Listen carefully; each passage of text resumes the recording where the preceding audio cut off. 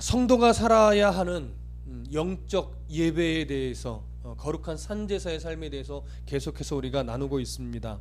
성도가 살아야 되는 거룩한 산제물의 삶, 영적 예배의 삶, 우리가 계속 배우지만 단순하게 예배적인 그런 행위만을 말하는 것이 아니었습니다. 먼저는 교회 공동체 안에서 사랑을 적극적으로 실천하는 삶이 되어야 하며, 세상 속에서는 나를 박해하는 자를 위해서 축복하는 그런 삶의 훈련과 실천까지 가는 것, 그것이었습니다. 뿐만이 아니라 저번 시간에는 그 연장선에 있어서 세상 권세자들 속에서 성도가 어떻게 살아야 되는가, 어떤 삶을 가지고 나아가야 되는가, 이런 것에 대해서 살펴보았습니다. 사실 오늘도 그 권세에 대해서 성도가 어떻게 해야 될 것인가에 대한 연장선에 있는 내용입니다. 당시 로마 권세 아래서 성도로 살아간다는 것은 결코 쉽지 않은 일이었습니다. 당시 로마 제국의 권력이라고 하는 그 계층은 기본적으로 출신 성분이 좋아야만 했습니다. 그래야 그 권력의 줄에 서 있을 수 있었습니다. 출신 성분이 좋지 않다면 연줄이 있어야 되고, 그렇지 않다면 돈이 많아야 했습니다. 그래서 돈으로라도 그 권세를 살 수 있는 길이 있었죠. 그래서 그렇게 또 무자비한 자들이 그 권세를 잡았기 때문에 더욱더 그 아래에서 백성으로, 서민으로, 또 성도로, 때로는 유대인으로 살아가는 것은 매우 힘든 일이었습니다. 그렇기 때문에 그 밑에서 살아가는 그 권력 밑에서 살아가는 자들은 내가 권세를 좀 가져봐야 되겠다, 사실은 이런 기대조차 할 수 없는 그런 계층의 삶이었어요. 그러니까 가능성이 전혀 없는 거죠. 그러다 보니까 자신들의 어떤 위치나 삶을 어떻게 바꿔보겠다, 이런 의지를 가질 수 없기 때문에 그들의 삶은 늘 최상적으로 어떠한 마음가짐일 수밖에 없었냐면, 지금의 이 구조 안에서 그들이 그 권세가 주는 보호를 어떻게 하면 잘 받고 살 수 있을까, 그게 바로 타협점이기도 하겠죠. 그러한 생각밖에 가질 수 없었던 거예요. 잘 보이고 그나마 그 밑에서 줄 잘 서서 그나마 고통받지 않고 그냥 살아가는 것, 그것이 어찌 보면 그들의 삶의 자세였을 수 있습니다. 그런데 그 아래서 성도로 살아가는 것이 너무 그렇기 때문에 더 어려움에도 불구하고 바울은 그 권세에 복종하라, 계속 이렇게 강조하면서 이야기를 하시는 거예요. 그 이유는 우리가 저번 시간에도 이렇게 말씀드렸어요. 그 권세를 내신 이가 하나님이라는 사실을 바라봐야 되기 때문에, 그래서 그 하나님의 주권을 강조하는 차원에서 권세에 복종하라는 것이었습니다. 그렇기 때문에 세상 권세 위에 계신 하나님의 주권을 온전히 바라보면 그 세상 권세가 두렵지 않아지는 거죠. 그래서 그 세상 권세가 정당한 권세를 부릴 때는 그 권세에 뭐 해야 돼요? 적극적으로 순종해야 함이 옳습니다. 그러나 그 권세가 정당한 권세가 아니라 하나님이 내신 질서를 위반하고 하나님의 백성으로서의 가치를 깨는 권세라면 그 권세에 저항할 수 있어야 되는데, 이유는 뭐냐면 그 권세를 내신 이가 하나님이기 때문에 하나님을 거절하면서까지 세상 권세에 복종해서는 안 된다라고 하는 것이 사실은 이 구절에 담겨 있는 거예요. 그 때문에 세상 권세에 복종하라 하는 말은 우리가 1차원적으로 꼭 예수 믿으면서도 세상 권세에 복종하라는, 이게 말이 돼? 이런 차원이 아닌 거예요. 그렇죠? 오히려 더 적극적으로 하나님께 복종하라는 내용이 여기에는 사실은 더 담겨 있는 겁니다. 그 하나님을 바라보면, 그 세상 권세 위에 계신 하나님을 바라보면, 그리고 그 하나님의 주권을 인정하게 되면 우리는 세상 권세를 두려워하지 않을 수 있는 그런 힘이 생깁니다. 그리고 그 세상 권세가 주는 고난을 기꺼이 이겨낼 수 있는 담대함이 거기서 나는 겁니다. 그런데 그것을 사실은 이론적으로는 알 수 있을지 모르겠어요. 머리로는 이해가 될지 몰라도 사실 가슴으로는 늘 어떻게 기도하게 되냐면, 하나님, 이런 악한 세상 권세를 좀 심판해 주시면 안 돼요? 내가 성도로 이 땅 살아가는 게 너무 힘든데, 그럴 때로는 너무 억울한데, 하나님 이 권세를 좀 무찔러 주시면 안 됩니까? 이런 기도가 사실은 저절로 나옵니다. 우리 가운데서도 때로는 나오는데 그 당시에 지금 상황이라면 성도들이 이런 기도가 안 나올 수 없어요. 그런데도 불구하고 하나님이 마치 그들의 기도를 외면하듯이 세상의 권세는 전혀 심판받는 것 같지 않고 변화될 기미도 없고 오히려 더 악해지는 것 같아요. 더 잔인해지는 것 같아요. 그렇죠? 하나님 왜 그렇게 세상 권세를 안 만지실까요? 우리가 그래도 예수 믿고 살아간, 내가 주를 위해 살려고 애쓰고 있는데 왜 세상 권세를 그냥 그렇게, 아니 더 악하게 내버려 두시는 걸까요? 늘 사실은 이게 의문점이기도 하고 때로는 알다가도 모를 것 같기도 하고 그렇습니다. 왜냐하면 아직 심판의 때가 아니기 때문에 그렇습니다. 아직 심판의 때가 아니기 때문에. 예수님께서 재림하실 때까지 성도의 임무는 뭐냐면 악한 자를 처벌해 주세요. 악한 자를 처단하고 하나님의 공의로운 나라를 만드는 게 성도의 임무가 아닙니다. 그게 임무라면 우리가 그렇게 기도하여 세상의 모든 악한 통치가 물러가고 하나님의 공의로운 통치가 세워지는데 우리가 더 막 발벗고 나서야 되겠지요. 그러나 우리의 임무는 그게 아닙니다. 성도의 임무는 뭐냐면 그 악한 것 같은 세상 속에서 하나님을 자꾸 드러내고 보여주는 거예요. 하나님을 드러내고 보여주면서 무엇을 기대하는 거냐면 그 아직 악한 자들 속에 있는 하나님의 자녀들, 자기가 아직 하나님의 자녀인 줄 모르고 그냥 악한 백성들 사이에서 악한 모습을 갖고 그냥 살아가는 그들이 누굴 보도록? 하나님을 보도록. 그래서 그들이 하나님을 만날 수 있도록 중간자 역할을, 안내자 역할을 하는 것이 우리의 몫인 것입니다. 그래서 하나님은 그 악한 자들을 심판하기보다 그 속에서 성도가 더 견고해지길 원하는 거예요. 왜요? 그 속에서 견고해져야만 뭐가 드러나요? 하나님이 드러나기 때문에 그렇습니다. 그러면 그 모습과 그의 삶과 그의 살아가는 여러 가지의 흔적들을 보고 한 사람씩 한 사람씩 그 악한 자들 속에 섞여 있던 하나님의 자녀들이 회복되고 주께로 돌아오는 일이 생겨나는 거예요. 그 모습이 결국 뭐냐? 뜻이 하늘에서 이루어진 것까지 땅에서 이루어지는 모습이 바로 그 모습인 겁니다. 그것이 마태복음 24장에 기록되어 있는 복음이 충만해지는 거예요. 그래서 우리가 계시록 강의 때 그 말씀드렸죠. 예수 그리스도께서 재림하실 시기를 땡길 수 있는 유일한 방법, 날짜는 알 수 없으나 유일한 방법은 뭐예요? 우리가 빨리 복음 충만한 삶을 살아가는 거예요. 내가 그렇게 살고 여기 집사님도 그렇게 살고 저기 집사님도 그렇게 살다 보면 온 땅에 복음을 가지고 하나님을 드러내면서 사는 무리들이 많아지고 그런 무리들이 많아지면 세상 속에서 자기가 하나님의 자녀인 줄 모르고 살던 사람이 내가 하나님의 자녀였구나, 내가 그 외에 하나님을 모르고 살았지 라고 하면서 돌이키고 회개하는 역사가 일어나는 거예요. 그러면 복음이 정말 가득해지는 거죠. 그때 누가 오시는 거예요? 예수 그리스도께서 오시는 거예요. 그것 때문에 우리가 세상 권세 아래, 악한 권세 아래 억울한 듯 살아가지만 그 속에서 그래도 그리스도인임을 포기하지 않고 살아야 하는 이유가 거기에 있는 것입니다. 그들 때문에. 그래서 여러분, 그때까지 세상 권세 속에서 살아가는 그 하나님의 자녀들이 악한 권세에 완전히 잠식당해서 구원의 기회를 잃어버리는 일이 없도록 하기 위해서 뭐가 필요하냐면 세상 권세가 그래서 필요한 겁니다. 왜 거기에 세상 권세가 필요한 걸까요? 여러분 잘 보세요.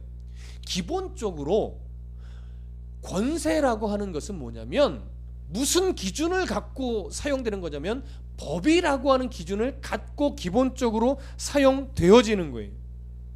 그럼 보세요.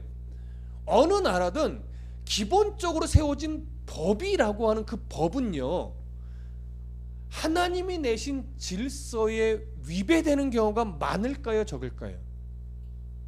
기본적으로 세워지는 법은요, 하나님이 내신 질서에 위배되는 경우가 거의 없어요. 근데 뭐가 문제냐면 그 법을 가지고 권세자들이 악하게 이용해 먹기 때문에 마치 그 법이 악한 것처럼 보이는 거죠. 기본적으로 아무리 악한 나라, 악한 권세라 하더라도 기존에 세워진 법은 뭐냐면 하나님의 질서에 거의 부합해요. 그게 영적이라는 말은 아니에요. 그러나 하나님이 내신 도덕적이고 윤리적인 면에서라도 그것은 하나님이 내신 질서에 부합합니다. 근데 세상 권세 그것을 악하게 사용하는 경우가 너무 많은 것뿐이에요. 그럼에도 불구하고 잘 생각해 보세요.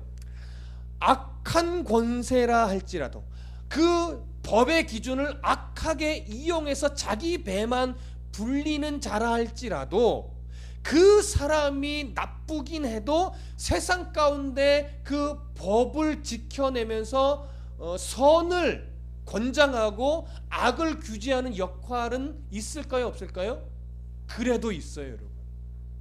그래서 법이 없는 것보다는 악한 권세라도 있는 게 나아요. 그게 사실 역사가 그렇게 증명해 있습니다. 증명해 오고 있는 겁니다. 악한 권세가 싫죠. 악한 권세 밑에 있는 것이 얼마나 힘들고 어려워요. 그렇죠? 그럼에도 불구하고 법이 없는 것보다는 낫다라고 하는 거예요. 그래야 이 세상이 그래도 도덕적이고 윤리적인 면에서라도 어느 정도 균형을 지켜갈 수 있어요. 그래서 악이 규제돼야 돼요. 그래서 그나마 그 안에서 선이 계속 장려되어야 된다고요. 그래야 그 속에서 완전한 악에 빠지지 않고 사람들이 살아가는 동안에 그 속에서 성도는 뭐 해야 돼요? 빨리 하나님을 드러내야 돼요.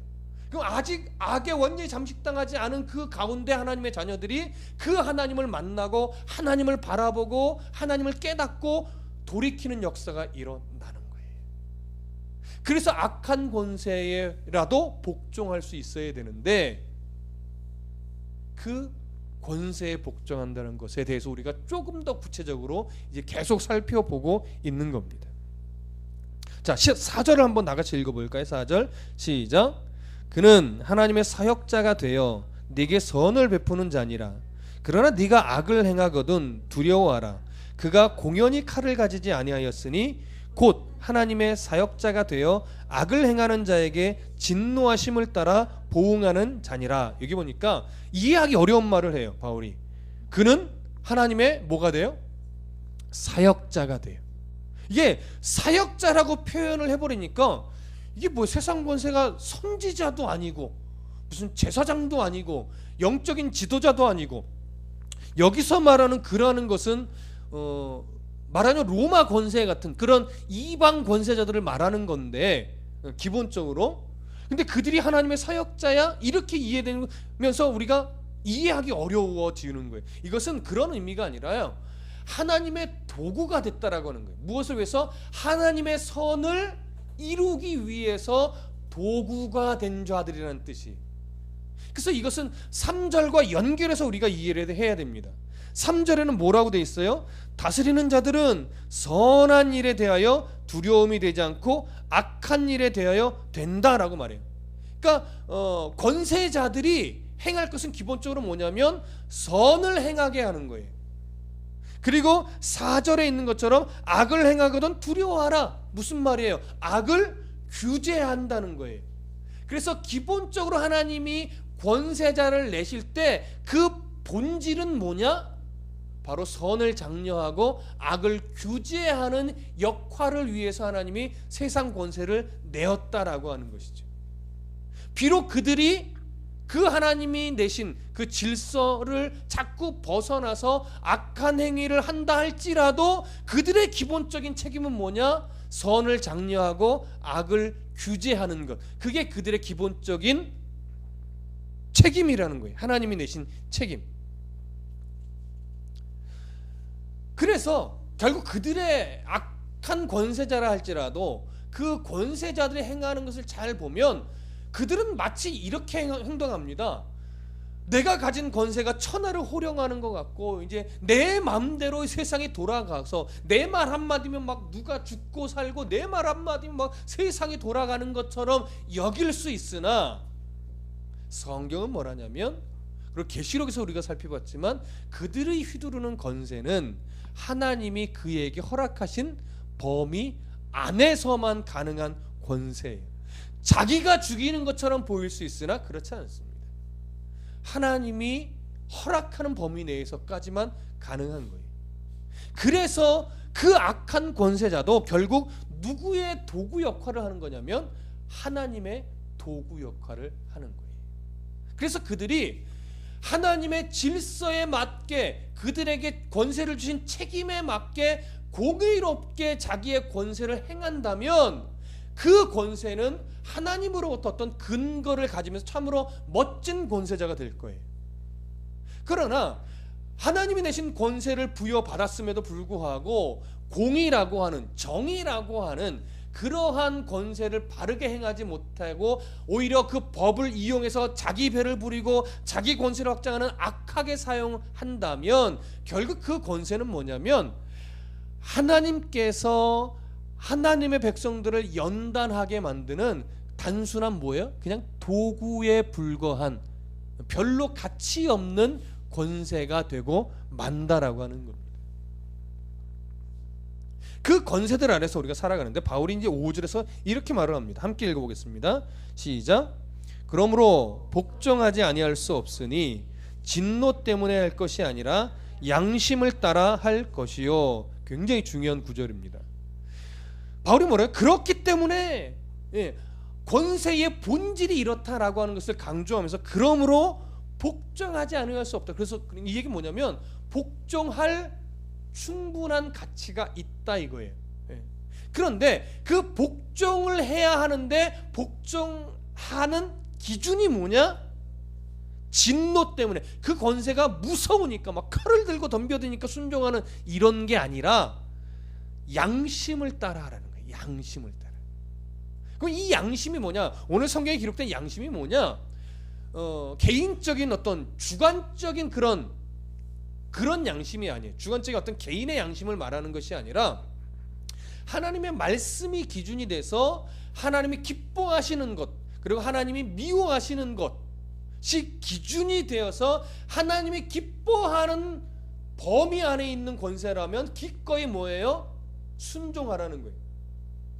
그리고 하나님이 미워하시는 그 범주에 해당하는 권세라면 저항할 수 있어야 된다는 거예요. 여러분 여기서 잘 분별해 보셔야 돼요. 때로는요 하나님이 기뻐하시는 범주 안에 있는 그 세상 권세가 내게도 유익한 경우가 있지만 때로는요 하나님이 기뻐하는데 나는 불편하고 싫은 권세도 있어요. 그리고 하나님이 미워하는 범주 안에 있는 세상 권세인데 그게 나도 동일하게 미워서 저항할 수 있는 것도 있지만 하나님이 분명히 미워하시는 건 줄 알아 그 세상 권세가. 근데 내게는 너무 좋은 것도 있어요. 그래서 하나님만 아니면 막 그 권세에 들어가서 나도 막 그 권세에 같이 휩쓸리고 싶은 그런 권세도 있다라고 하는 것이지요. 그때 어떻게 하라는 거예요? 하나님이 기뻐하시는 권세는 기꺼이 내게 유익이 안 되고 내가 개인적으로 싫고 내 취향이 아니더라도 어떻게 해요? 적극적으로 순종해야 된다는 거예요. 하나님이 미워하시는 범주의 권세라면 내가 아무리 호기심이 들고 아무리 그 안에서 섞이고 싶다 하더라도 단호하게 거절할 수 있는 용기가 필요하다는 겁니다. 그렇기 때문에요 이 말씀이 어느 구절로 우리가 연결해서 봐야 되냐면 로마서 12장 2절에 이렇게 돼 있어요. 너희는 이 세대를 본받지 말고 오직 마음을 새롭게 함으로 변화를 받아 하나님의 선하시고 기뻐하시고 온전하신 뜻이 무엇인지 분별하도록 하라. 그런 하나님의 선하신 뜻을 입증하는 삶을 살아내는 거예요. 그게 이 세대를 본받지 않는 거예요. 근데 여기서 이 세대를 본받지 않는다는 것의 기준을 그렇게 말씀을 드렸죠. 세상에 하나님의 질서 안에 옳은 정당한 도덕적이고 윤리적인 건 뭐예요? 본받아야죠. 그런 것들이 세상 안에 있다고 거절하면 안 돼요. 그러나 아무리 좋아 보여도 아무리 내게 유익해 보인다 할지라도 그것이 하나님이 기뻐하시는 하는 것이 아니라면 본받으면 안 된다라고 하는 것이죠. 그런 대표적인 모델이 요즘에 흘러가는 동성애 문제일 거예요. 세상은 요즘에 동성애에 너무나 호의로워졌어요. 성경은 하나님이 너무나 악하게 보고 하나님이 직접 벌하시기까지 한 죄악인데 세상은 너무나 관대해졌어요. 무엇 때문에 그렇죠? 너무 관대한 인본주의 때문에 그래요. 인본주의가 너무 지나쳐요. 그러다 보니까 끝까지 끊어야 될 것까지도 인권을 존중해야 된다는 미명하에 동성애를 자꾸 인정하는. 근데 더 큰 문제는 뭐예요? 기독교 안에도 그런 문화가 자꾸 침투하고 있다라고 하는 거예요. 아직 우리나라는 그래도 기독교 안에 동성애를 지지하는 것은 없는데 외국은 많이 있다라고 하는 것이죠. 언제 한국의 기독교 안으로도 그런 바람이 불어올 줄 모르겠습니다. 그러한 하나님이 기뻐하, 세상은 관용이 있다, 그래 사람은 그렇게 넓어야 되라고 말하는 수 있지만 하나님이 기뻐하시지 않는 거예요. 절대 교회가 수용해서는 안 되는 가치관 중에 하나죠. 무슨 말씀인지 이해되시죠? 그러한 분별력이 우리에게 필요한 겁니다.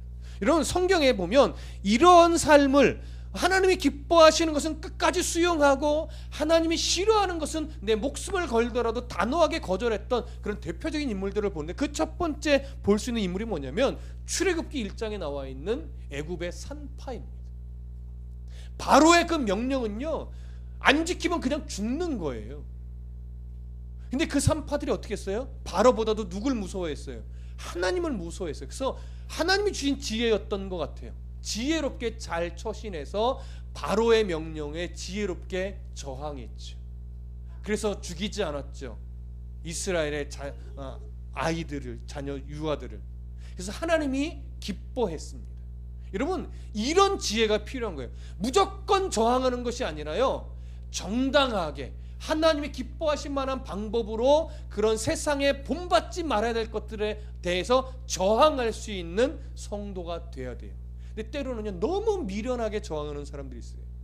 그 미련하게 저항한다는 것은 단순한 거예요. 하나님이 드러나지 않아요. 그러면 미련해요. 하나님이 욕을 먹어요. 그러면 미련한 저항이에요. 근데 지혜로운 저항은요, 하나님의 이름을 더 존귀하게 만듭니다. 그래서 어렵기는 하죠. 우리가 지혜롭게 저항을 해야 됩니다. 또 한 사람 볼 수 있는 것이 누구냐면 다니엘입니다. 우리 잘 알고 있다시피 다니엘은, 그리고 그 세 친구들은 바벨론의 포로로 끌려갔어요. 그러니 유대인의 입장에서 바벨론이라고 하면, 느부갓네살 왕이라고 하면 사실은 우리나라를 멸망한 적국이잖아요. 그래서 적국의 왕이라면 원수죠, 원수. 근데 거기에 끌려갔어요. 그래서 정말 모든 일에 충성을 다했습니다, 사실은. 근데 무슨 일에 대해서는 목숨을 걸고 끊었어요? 음식법, 그리고 우상숭배, 그리고 기도, 황제 위에, 왕 위에 그 어떤 신에게도 절하지 말라, 그런 것들에 대해서 단호하게 뭐예요? 저항했죠. 그러나 저항만 한 것이 아니라 자기에게 맡겨진 일에 대해서는 철저하게 열심을 냈어요. 그랬더니 그런 일들로 인해서 오히려 다니엘과 그 세 친구들은 죽임을 당한 것이 아니라 더 존귀하게 여김을 받는, 그래서 하나님이 더 높아지는 그런 일들을 벌였죠. 이게 바로 성도다운 저항입니다. 이게 바로 성도다운 복종인 거예요. 세상 권세를 무조건 저항하는 것 옳지 않습니다. 어떤 것이 더 옳은가, 이런 것에 대한 우리 분별이 정확하게 필요합니다.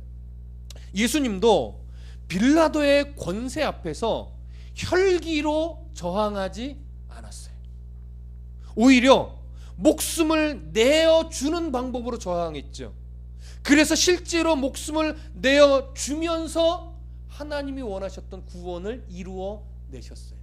이게 바로 예수님의 저항이었어요. 이게 바로 예수님의 복종이었고, 이게 바로 예수님의 순종이었어요. 우리는 사실 그런 모습을 배울 수 있어야 됩니다. 오늘 본문으로 다시 돌아가셔서 13장 6절을 다 같이 읽어보겠습니다. 시작. 너희가 조세를 바치는 것도 이로 말미암음이라. 그들이 하나님의 일꾼이 되어 바로 이 일에 항상 힘쓰느니라. 그 대표적인 정당한 세상 권세에 복종하는 그 대표적인 예를 바울은 무엇으로 듣냐면 조세, 세금으로 예를 들었습니다. 당시에 세금이라고 여기서 기록된 세금은 어디에 바치는 세금이냐면 로마 정부에 바치는 세금이에요. 그 세금을 걷는 자들은 누구예요? 세리예요. 그러니까 세금도 너무 많이 부과했고 세리들은 거기다가 오히려 더 착취를 해서 자기 배만 불렸습니다. 그래서 백성들이 참 어려웠죠.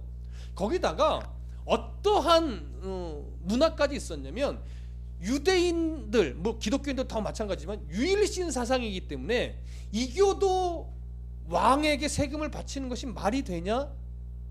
그에게 세금을 바친다는 것은 그 왕을 인정한다는 거잖아. 옳지 않아. 이교도 왕에게 세금을 바치면 안 돼. 이런 소리들이 막 터져 나오는 거예요. 그럼에도 불구하고 세금을 낼 수밖에 없는 인건 뭐예요? 그 권세가 두려워서. 그러니까 내자니 마치 하나님이 기뻐하시지 않을 것 같고 안 내자니 그 권세로 인해 어려움을 당할 것 같고 이런 상황인 거예요. 그때 바울은 뭐라고 하냐면 기독교인들도 똑같은 고민을 하고 있었는데 바울은 뭐라고 하냐면 조세를 바쳐라 이거예요. 그것은 어쨌든 지금 로마가 세상 권세를 잡고 있기 때문에 그 권세 밑에 있으면서 세금을 바치는 것은 시민의 정당한 역할이라고 하는 거예요. 그래서 그건 바쳐라 이거예요. 신앙 양심에 거리끼는 일이 아니다라고 하는 거예요. 그래서 무엇과 구별을 시키는 거냐면 우상의 재물을 먹는 것과는 다른 차원의 문제라는 것을 바울이 정확하게 지적해 주는 겁니다. 무슨 말씀이 이해되시죠? 우상의 재물을 먹는 건 안 됩니다. 경제 활동을 못하는 한이 있어도 뭐예요? 먹으면 안 되는 거예요. 그러나 세금을 내는 건 다른 문제라고 하는 것이죠. 그래서 그 대표적인 예를 바로 세금의 문제로 든 것입니다. 그러면 마지막 7절을 보겠습니다. 시작. 모든 자에게 줄 것을 주되 조세를 받을 자에게 조세를 바치고 관세를 받을 자에게 관세를 바치고 두려워할 자를 두려워하며 존경할 자를 존경하라. 자, 여기 조세, 관세, 두려워하는 것, 존경하는 것 네 가지를 말하고 있는데 결국 이 말은 쉽게 이해하기만 뭐냐면 성도가 세상 속에 살아갈 때에 내가 백성으로서의 책임을 회피하지 말라라고 합니다. 적극적으로 너희가 해야 될 역할, 책임은 하라 이거예요. 내가 믿는 하나님이라는 그 어떤 나름대로의 거룩한 명분을 앞세워서 내가 마땅히 정당한 권세 아래서 해야 할 것까지 거절하고 안 하려고 하는 것은 옳지 않다라고 하는 거죠. 그 권세가 하나님이 내신 질서에 충돌되고 옳지 않은 것이라면 정당한 방법으로 저항해야 하지만 그런 것이 아니라 정당한 책임이라면, 정당한 권세 아래서 살아가는 백성으로서의 책임이라면 마땅히 해야 한다라고 하는 거예요. 그런 식의 예가 마태복음 15장에 보면 이 고르반에 대해서 나옵니다. 고르반은 뭐냐면 하나님께 드려진 겁니다 라고 하면 그것이 어떤 부과되는 책임을 면하는 거예요. 다만 무엇에 대한 기준이 없냐면 언제 바칠 것인가 이거에 대한 기준이 없었어요. 내가 바치겠습니다면 언젠가는 바쳐야 되는데 내가 5년 뒤에 바치겠습니다 이런 말 안 해도 상관이 없는 거예요. 근데 이것을 당시 이스라엘 백성들이 어떻게 악용을 했냐면 10계명에 내 부모를 공경하라 이 말씀이 있잖아요. 이 말씀은요 무엇도 포함이 되는 거냐면 마음으로만 효도를 하라는 것이 아니라 그 당시에는 농사를 지면 농사의 일부를 부모님 몫으로 떼어 드려야 돼. 이게 바로 부모를 공경하는 법이에요. 당시 율법에 들어가 있는. 그런데 이 자식이 어느 때인가 갑자기 부모님에게 이런 재산의 일부를 농사를 지었던 농사의 일부를 떼어 드리는 게 아까워지는 거예요. 그래서 이렇게 선포를 했어요. 이것은 하나님께 드려진 바 된 겁니다. 고르반입니다. 이렇게 얘기를 하면 그거에 대해서는 부모에게 드리지 않아도 되는 거예요. 대신에 약점이 뭐였어요? 언제 하나님께 드려야 되는지에 대한 것은 명시가 되어 있지 않은 거예요. 그러니까 지금 안 드려도 상관없는 거예요. 그러니까 부모에게 드리지 않아도 되고 아직 하나님께 드리지 않아도 되니까 다 누구 거예요? 다 자기께 되는 거예요. 예수님은 뭐라면은 그것은 틀렸다 이거죠. 그런 식으로 율법을 이용해 먹지 말라라고 하는 거예요. 내가 예수를 믿는다라고 하는 그것을 갖고 이런 식으로 뭐예요? 이용해 먹지 말라라고 하는 것이죠. 오늘날도 보면요, 성도가 늘 뭘 조심해야 되냐면, 뭐 직장 생활을 한다든가, 뭐 학교에서 학생의 위치에 있다든가, 뭐 때로는 뭐 사업을 운영한다든가 할 때 그 자리에서 예수 믿는 자는 누구보다도 더 부지런해야 돼요. 사실은 누구보다도 더 성실해야 돼요. 그 누구보다도 더 정직해야 돼요. 그런데 교회 다니는데 예수를 믿는데 뭐 직분 잘해 하는데 정직과 성실과 부지런함이 전혀 없고 게으르고 자기밖에 모르고 숨길 줄 모르고, 그런데 나 오늘 수요 예배 드리러 가야 돼 라고 하면서 남들만 직살나게 고생시키고 자기만 쏙 빠져나와. 거기에 하나님의 영광이 드러날까요? 그런 사람은요, 오히려 수요 예배를 나오지 말고 거기서 더 섬기는 게 더 하나님을 높이는 거예요. 근데 이게 이상한 종교적인 심성이 들어서 자기의 역할을 피해 먹는데 교회를 이용하고 하나님을 이용해요.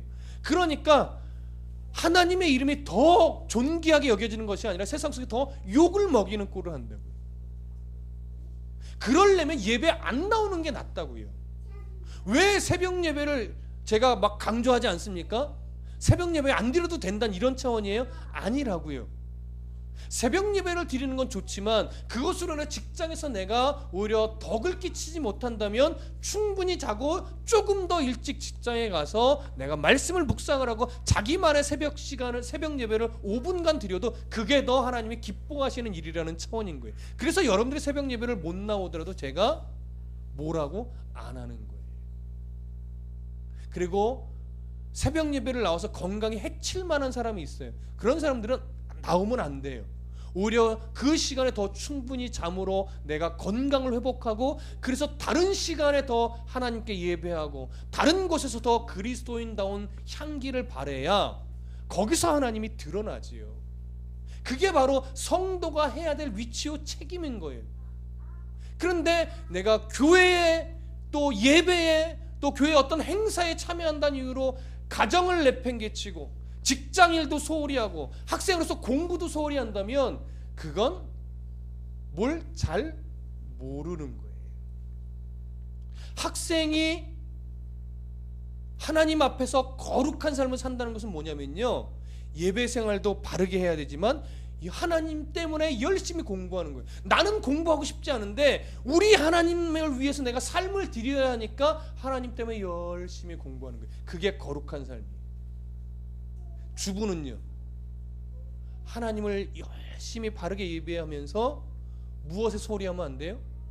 가정을 돌보고 가족들을 섬기는데 소홀해지지 않도록 애쓰셔야 돼요. 그거예요. 아버지, 가장의 역할은 뭡니까? 영적인 제사장으로, 또 가정의 어떤 물질을 책임지는 사람으로서 그 위치, 거기에 최선을 다하는 거지. 그렇게 내가 맡겨진 위치와 내가 맡겨진 자리에서 인정받을 수 있는 성도의 삶이 되어야 되는 거예요. 근데 또 이게 지나치면 뭔 쏙 빼먹으래요? 이게 또 거꾸로 되면 그 일에 치우쳐서 하나님을 완전 이순위로 밀어버리는 수가 있어요. 그것도 뭐예요? 잘못된 거죠. 그 균형감을 잘 잡는 게 성도다워지는 거예요. 어느 한쪽에 치우치면 하나님의 아름답게 드러나지 않습니다. 그래서 성도는요, 균형감을 잘 지켜내는 게 굉장히 중요합니다. 균형감. 우리나라 7, 80년대에는요 완전히 교회에 그냥 치우쳤었어요. 가정 돌보지 않고 교회만 매진하면 하나님이 다 책임져. 막 대출 받아서 헌금하면 하나님이 다 책임져. 몇 배로 뻥튀기 시키실 거야. 막 이런 식의 교회 행사는 무조건 안 빠져야 돼. 막 이런 식의 교회에 치중된 거였어요. 그러나 현대로는 기복주의로 자꾸 신앙이 바뀌어가면서 이제는 뭐예요? 교회는 보험 들듯이 나오고 세상에 치우치는 삶이 이제는 많아졌지. 그래서 교회가 병들고 성도가 건강해지지 않는 겁니다. 여러분, 두 가지가 균형감 있게 가야 됩니다. 하나님이 성도를 산속으로 보내지 않는 이유가 그래요. 하나님이 성도의 삶을 세상 속에서 계속 내버려 둔다고. 왜요? 그 속에서 성도답게 살아야 하나님이 드러나고, 하나님이 거기서 드러나야 그 세상 가운데 아직도 하나님 모르고 있던 자들이 주께로 돌아오기 때문에 그래요. 그래서 그 세상 권세 아래 성도로서 또 백성으로서 책임을 다하고, 그 책임을 다하면서도 더 하나님을 바르게 섬길 수 있는 이 균형감을 유지해 나가는 성도, 그게 건강하고 올바른 성도인 것입니다. 그래서 세상 속에서 마땅히 뭐예요? 존경할 자를 존경하며 살아가야 합니다. 권세가 조금 있다고 다른 사람 무시하며 살아도 안 되고, 마땅히 존경해야 될 윗사람을 무시하면서 살아도 안 됩니다. 우리가 마땅히 존경해야 될 1순위의 사람은 누굽니까? 사람이란다. 1순위는 누구예요? 우리 하나님 아버지. 모든 존경과 그 권위에 찬 두려움은 우리 하나님을 바라보는 믿음에서부터 시작되는 거예요. 그래서 그 하나님이 세상 권세를 내신 분이다. 그래서 그 세상 권세에 우리가 복종할 수 있는 기본적인 자세를 가져야 되고, 우리 하나님이 긍휼히 여기는 사람이다라고 우리가 바라보면서 그 사람을, 비록 나를 대적하는 사람이라 할지라도 그 사람을 뭐 하려고? 축복하려는 그 애씀을 갖고 균형을 지켜가며 살아나가는 자, 이게 바로 오늘 본문에서 말하고 있는 존경할 자를 존경하는 성도인 것입니다. 어렵습니다. 그래서 지혜를 구하십시오.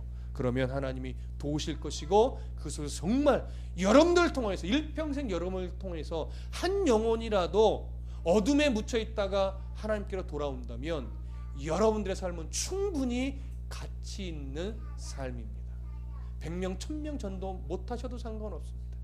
삶을 통해서 한 사람이라도 주께로 돌아오는 그 역할을 감당하셨다면 여러분의 삶은 충분히 가치 있습니다. 기도하겠습니다.